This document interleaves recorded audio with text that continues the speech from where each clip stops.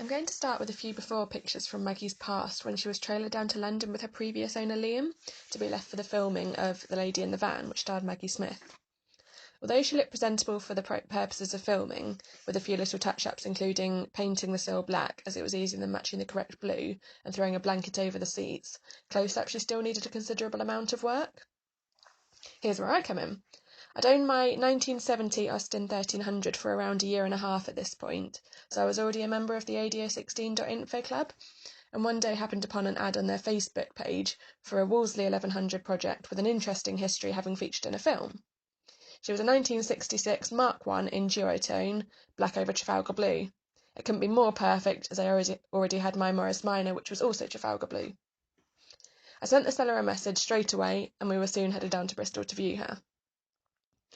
She was in a fairly poor state, but I was instantly in love and knew she'd be coming home with us. To highlight just how bad she was, after viewing the inside, Tom shut the door, and in doing so both the headlights popped out. The metal they should have been well screwed to had just rusted away. Soon a deal was made, and I had agreed to purchase Maggie for the grand sum of £350. The seller was also kind enough to throw in a box of spares and some original brochures too.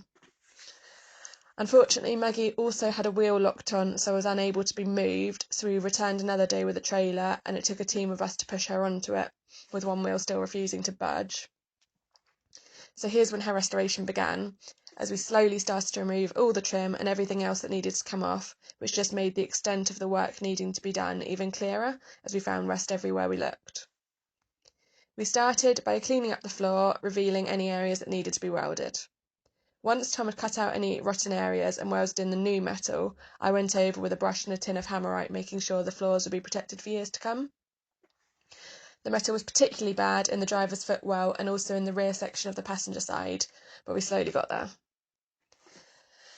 Here you can see the extent of just how bad the metal was and how much metal was needed to make her solid again, which I'm massively grateful to Tom for. Next, I made a start on the inside of the roof. It was covered in surface rust, so I started by going over the entire area with a wire brush. Once the worst of it was cleaned up, I covered it in a couple of coats of hammerite paint so that I had a smooth surface to stick some sound deadening to.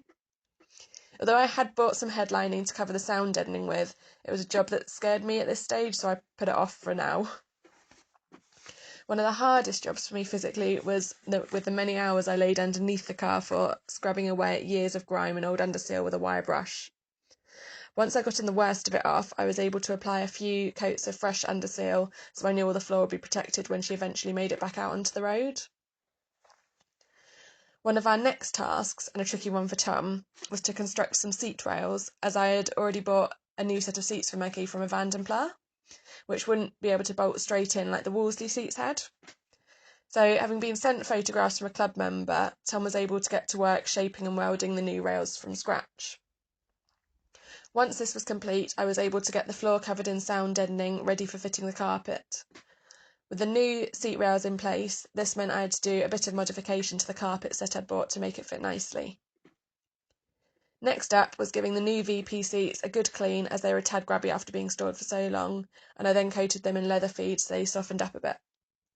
What I love about the VP seats is that they come with armrests in the front and back, and there's also little handles to recline both front seats, and best of all, it comes with fold-out picnic tables in the back. The seats were soon fitted in place, and I got to test them out. Right, I'm jumping back a bit now to what we are working on for the exterior. Maggie needed a jump start to get her going, and finally she emerged at the garage for the first time since we started work.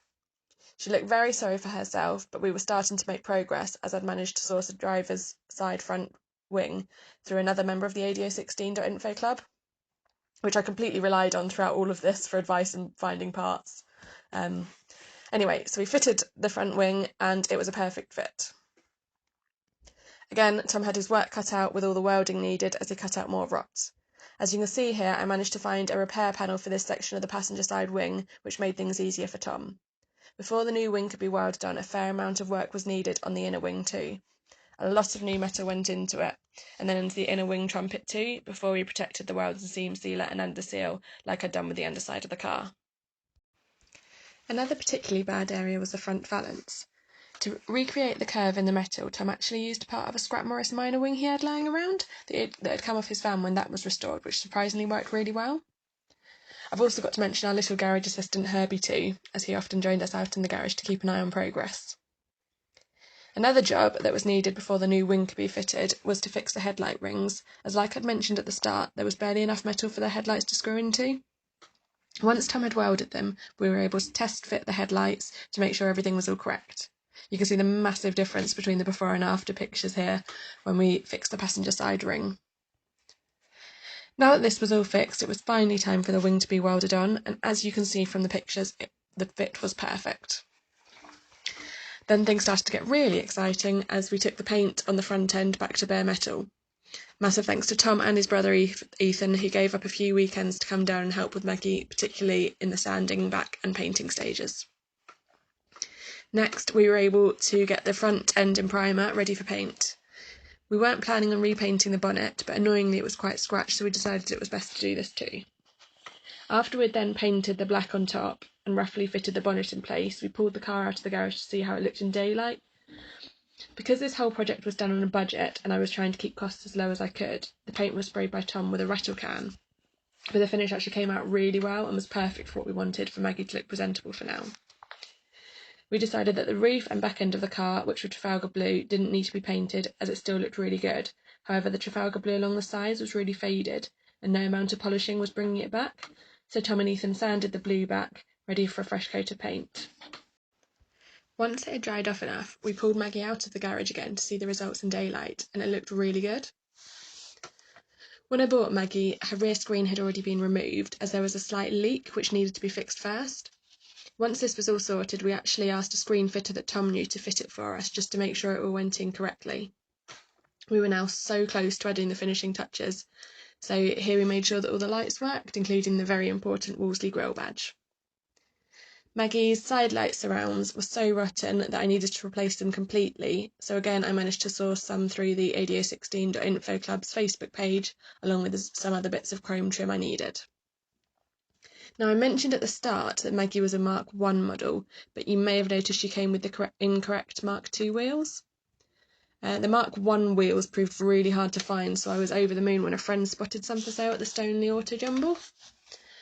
I got them sandblasted and powder coated in Old English white, and then Tom surprised me for my birthday by buying and fitting some new tyres for me.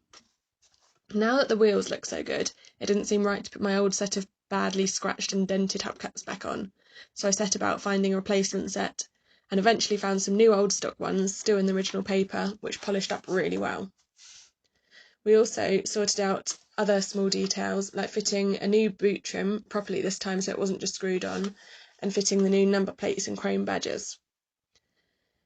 A really satisfying job was cleaning up the rear parcel shelf. I didn't expect it to come up very well at all, so I was really impressed when a bit of scrubbing made it look like brand new. After spending a few months in the garage from December 2018 until March 2019, with the goal of getting her at the Practical Classics Restoration Show, it was finally time to pull her out of the garage and give her a well-deserved clean and see all the efforts of our hard work. And it was brilliant to finally have a go at driving her too, even if it was only briefly up and down the road. Before I finish part 1 of this video about restoring Maggie, I love looking back through all the before and after pictures just to see how far she's come. I must admit there was a slight change of plans, as our initial goal was to get most of the work done, trailer her to the NEC show, and then spend the weekend putting everything back together. But because we were so close to the end, we just had a final push a few nights before and were able to drive her to the show, completely surprising everyone with a finished Maggie, which was brilliant. So in part 2, I'm going to share some pictures from the show and also some other bits and pieces that we've done since, including tidying up the engine bay and fitting the roof lining. I was also then lucky enough to have Practical Classics feature an article about Maggie, so I'll tell you a bit about that too. Thanks for watching.